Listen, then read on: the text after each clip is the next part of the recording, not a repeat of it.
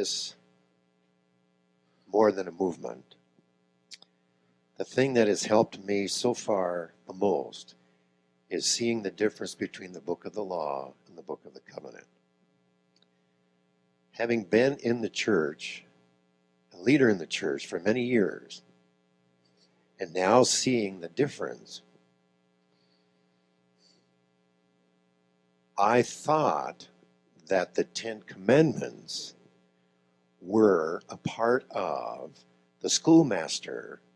Therefore, I felt like that was a good suggestion, and in the spirit of Christianity, we would do that. As a favor. But are you saying that the Ten Commandments are in both the book of the law and in the book of the covenant? The Ten Commandments are the covenant. They are part of the covenant, the book of the covenant, Exodus chapter 20. And later in the repetition of the law, Deuteronomy, of course, you see the Ten Commandments. But yes, that is the marriage. That's the marriage Ketubah, meaning the contract, the marriage contract. But it's like unto this. If a man and a wife and a woman get married today and you write out your vows, that is the Ten Commandments. But that doesn't mean, well, hang on a minute. No, that's not in my vows. I'm not doing that. You would never do that. The vows are what you've poured your heart into to write that encapsulate your very love for your bride. But you're never going to throw it back in your bride's face. Hey, my vow said I'd only do this, so I'm not doing that. Right? But if the Ten Commandments are a part of the book of the law, that was the question. That was the confusion. No, the Ten Commandments are the book of the covenant. But later, in the repetition of what went beforehand, they are recorded down. But they are of the covenant. There's much in the book of the law that then tells you what is in the book of the covenant. Because what it is Yahuwah then, he takes the book of the covenant, which they broke, and then he brings forth more restrictions, schoolmaster instructions on top of that. Then Yahusha, once you get converted inside, releases the schoolmaster restrictions because you're now going to do it because it's written on your heart, no longer on tablets of stone.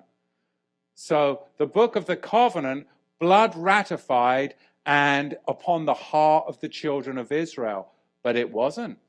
They broke it. So then the book of the law is the added schoolmaster. There's a lot of dovetailing. Okay.